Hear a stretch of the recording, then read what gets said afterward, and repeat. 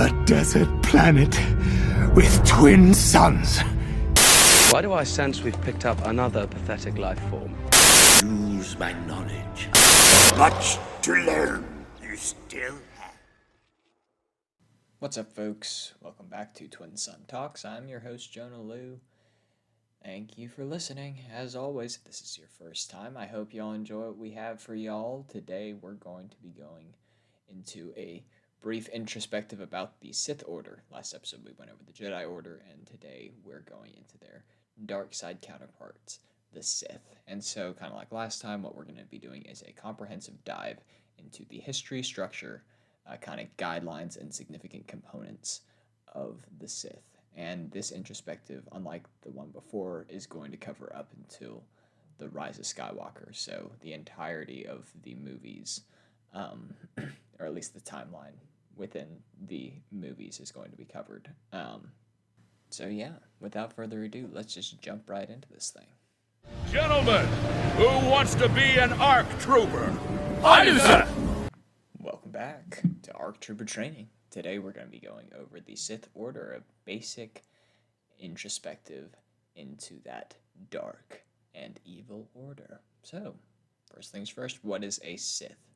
So, Sith were born out of the first schism of the Jedi Order. So last episode I talked about how the Jedi Order was founded on the planet Tython about 25,000 years before the first Star Wars movie is set. So 25,000 BBY.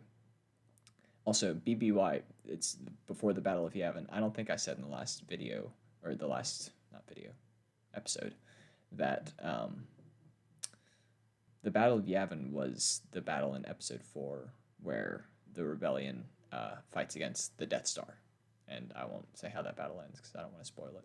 Once again, there will be pretty, I don't even know. I think they're pretty significant spoilers in this if you haven't watched the movies. So beware of that, and if you haven't watched the movies, I would say go back, listen to my first video of what order to watch the movies in, all the Star Wars content, and then come back. This episode will still be here, but I just want to make sure that you all have the optimum enjoyment of this franchise as I'm going through it.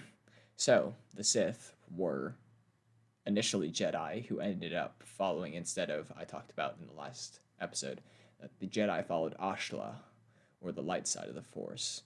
The Sith, or who would become the Sith, followed Bogan, the dark side. And that caused a lot of friction between the two factions of the Jedi Order, and eventually the Dark Jedi at the time that would become the Sith were exiled from the Jedi Order and kind of the space that it controlled. And so the Sith actually ended up on a planet called, well, it depends on the iteration.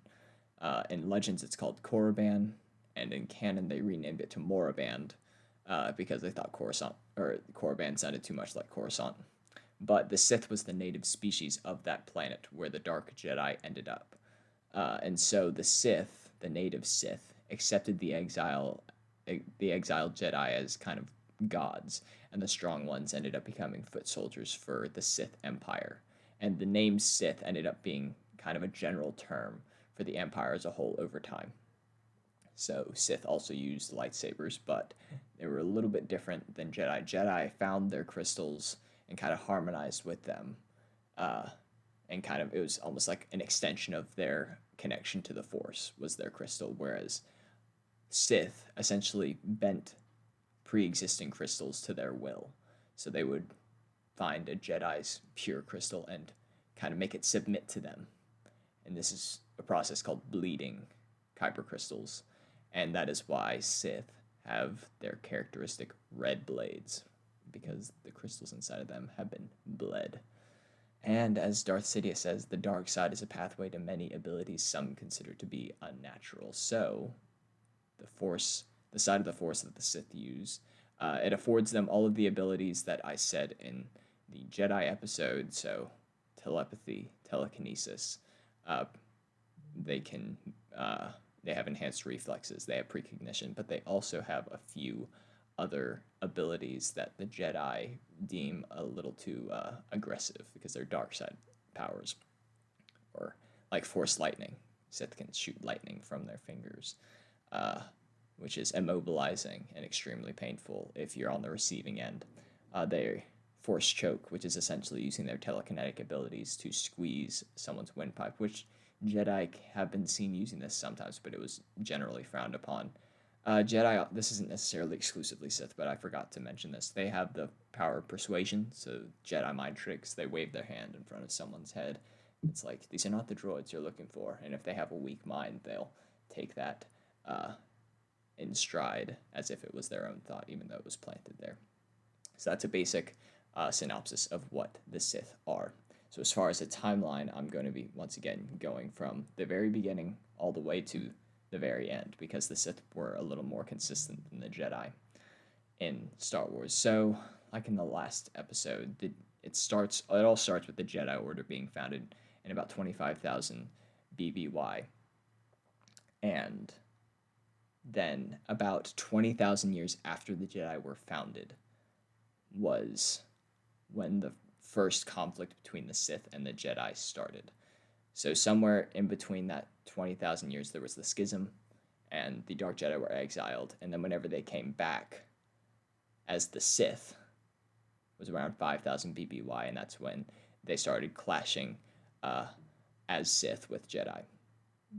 Then, as stated in the last video, 1032 BBY is when the Sith were seemingly destroyed, but Darth Bane was the sole survivor of the entire Sith Order, and he remained in secret and established the Rule of Two, which is the philosophy that the Sith lived by until they were done. So I'll talk about the Rule of Two later. But in 32 BBY, this is when the Phantom Menace takes place. Darth Maul reveals himself.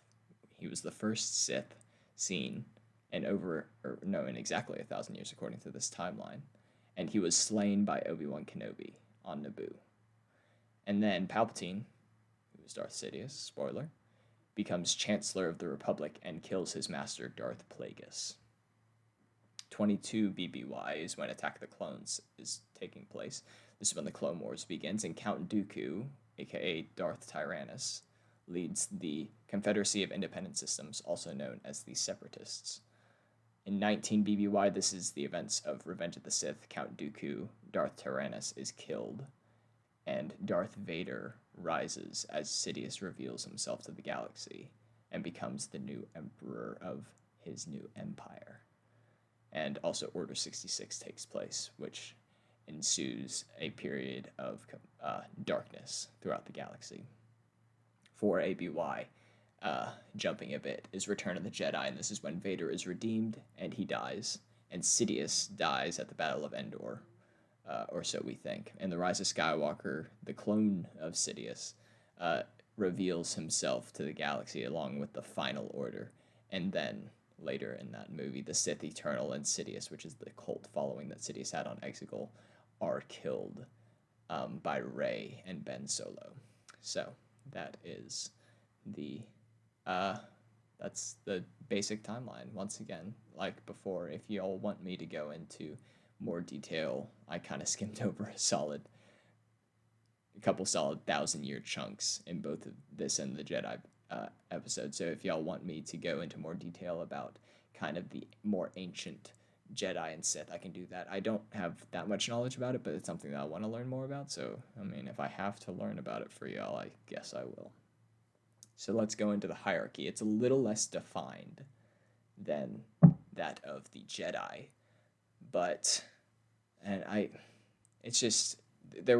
it's both less defined and more defined.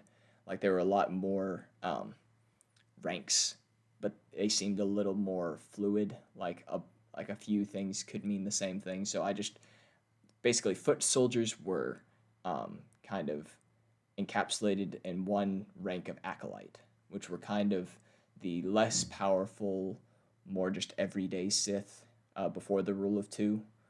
And then there were assassins, who were less force attuned but kind of vicious warriors that were they were trained specifically to kill. Then there were the Dark Lords, the most powerful, who were the head honchos around.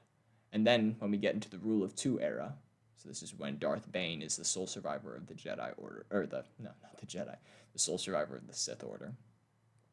It becomes that there can only, at a given time, be two Sith, a master and an apprentice. The master has power, and the apprentice craves it. The apprentice must kill the master in order to ascend, and then the cycle repeats. Assassins are allowed, as we see with people like Ventress and Savage, but they cannot be trained to an extent that they would be considered a Dark Lord, or else that would be a breach of the Rule of Two, which Sidious actually breached the Rule of Two by training Darth Maul. He told his master Plagueis that he was training him as an assassin, but in secret he was training him as a Dark Lord. I'm not entirely sure if that's canon. I think that might be Legends, but it's just a cool little tidbit.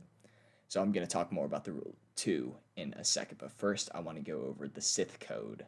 And if you look at this alongside the Jedi Code, they are almost exactly polar opposites, and it's pretty interesting. So peace is a lie. There's only passion. Through passion I gain strength. Through strength I gain power. Through power I gain victory. Through victory my chains are broken. The Force shall set me free. So a couple things with that. I mean, the Jedi Code is like there is no passion. There's only serenity and stuff like that. There's no chaos. Whereas the Sith kind of derive their power from their emotions, which, if you remember from the Jedi episode, the Jedi kind of focused on suppressing those emotions because it clouded their objectivity. So it's just kind of interesting that just how the polar opposite they are, which makes sense because they're kind of on the opposite ends of the spectrum. So a couple more things about just kind of the guidelines within the Sith order is one, the title of Darth. As you might have noticed, all major Sith hold the title of Darth, it's almost like it's a title, like Doctor Sidious or something like that, but it's Darth Sidious. And so what it was, and this is according to Darth Bane, this is his kind of account on what the title of Darth means, and it's a title of power. It symbolizes transformation, leaving the person, the birth name that you were given behind, and fully embracing the dark side.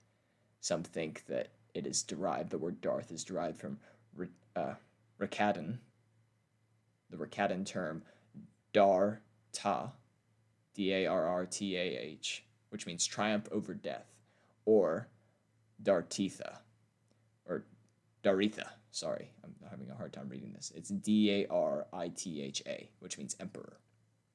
The meaning doesn't, according to Bane, the meaning doesn't actually come from any language, but the meaning is derived from the accomplishments of those who have borne it before. And basically, the Rule of Two ensures that only the worthy hold that title moving forward.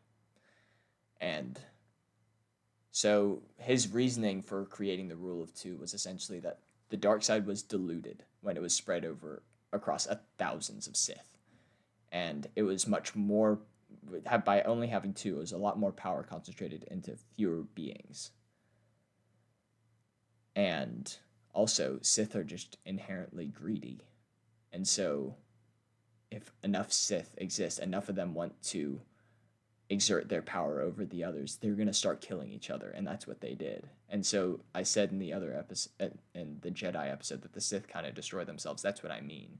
The Sith were so consumed by their own greed and arrogance that they ended up basically killing themselves off, and Bane saw the flaws in that system, and that's why he implemented the Rule of Two. And like I said, anger and hate and fear are kind of their driving forces, which is the exact opposite of the Jedi. But they believe that that is what will give them the most power when utilizing the Force. Okay, so let's just go into some key members and worlds.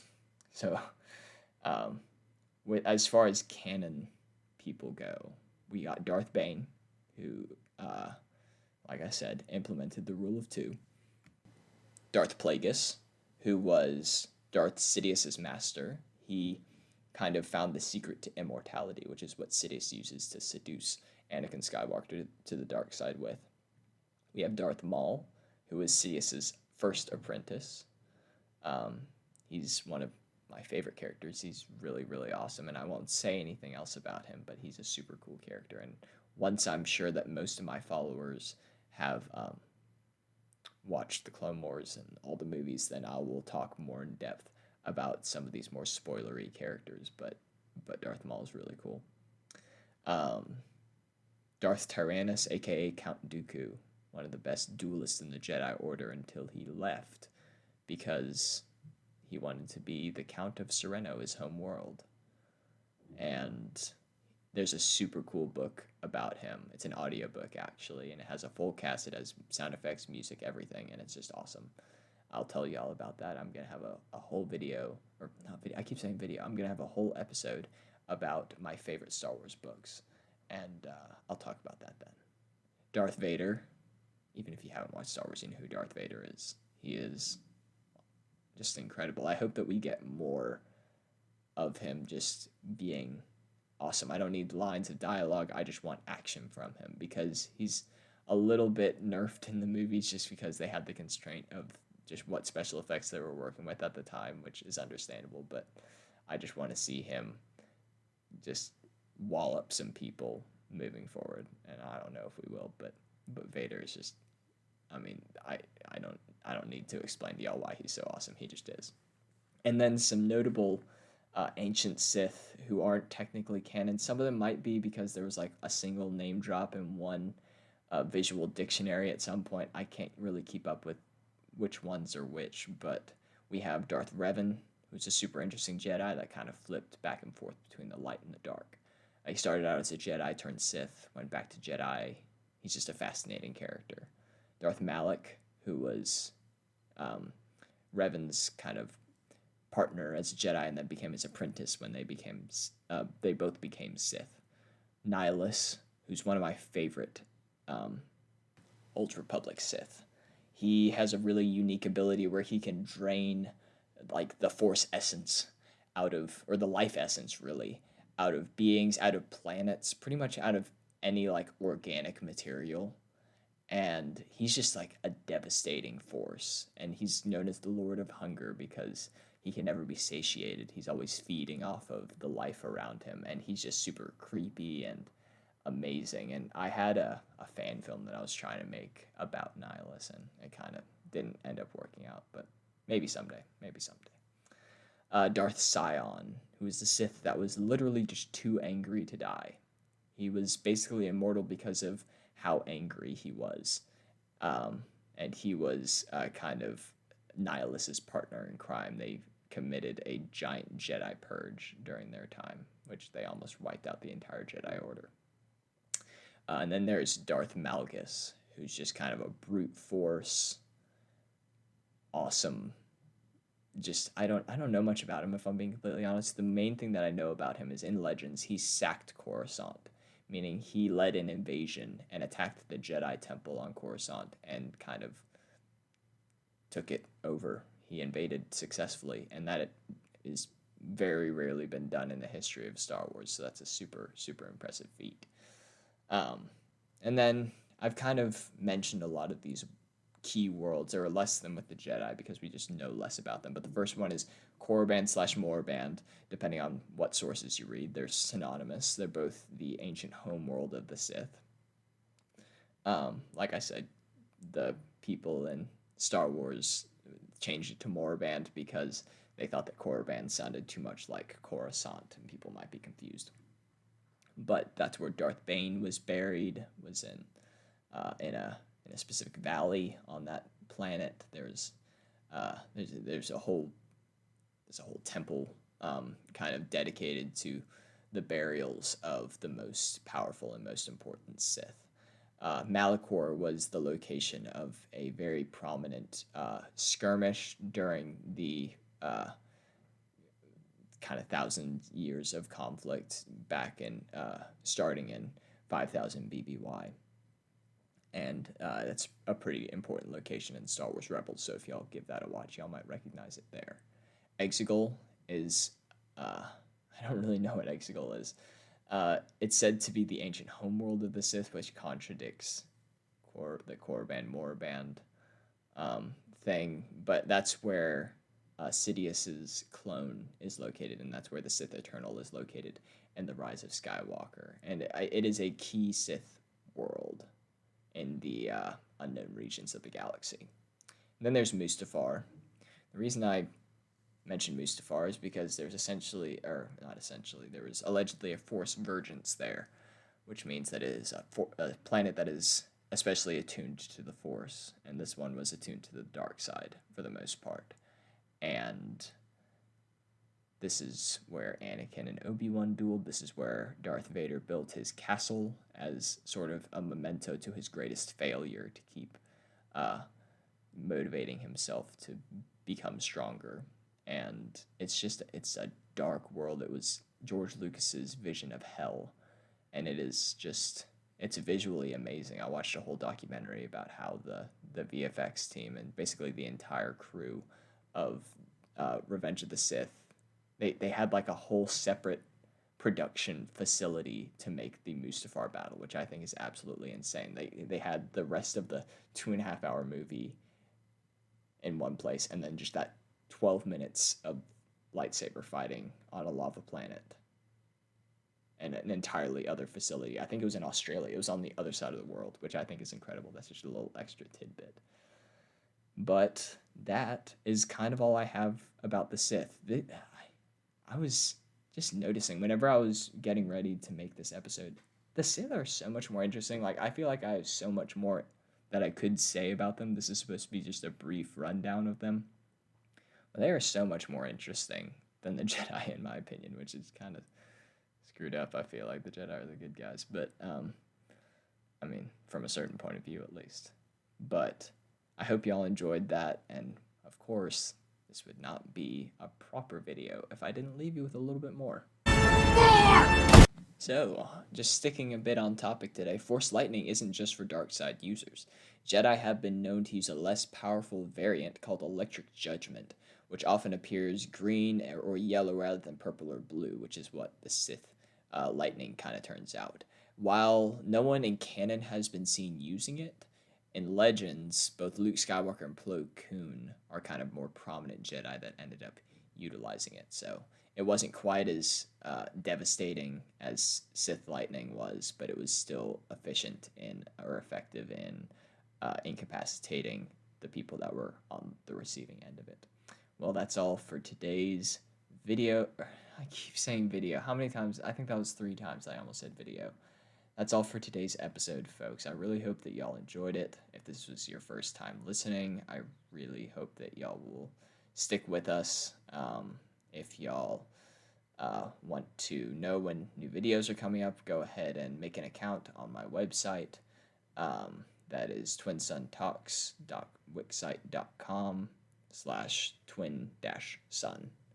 And then if y'all want to follow us on Instagram, we are @twinsuntalks. And on YouTube, we are Twin Sun Talks Podcast. Go ahead and support us any way you can. I just appreciate y'all listening.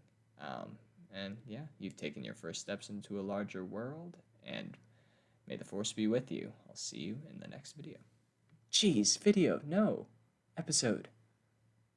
Dang, I'm just off my game. Now I messed up my whole flow. I'm not even going to say it again. This video's a bust. I bet y'all aren't even going to come back anymore. I'm such a loser. Dang it. Alright, bye folks.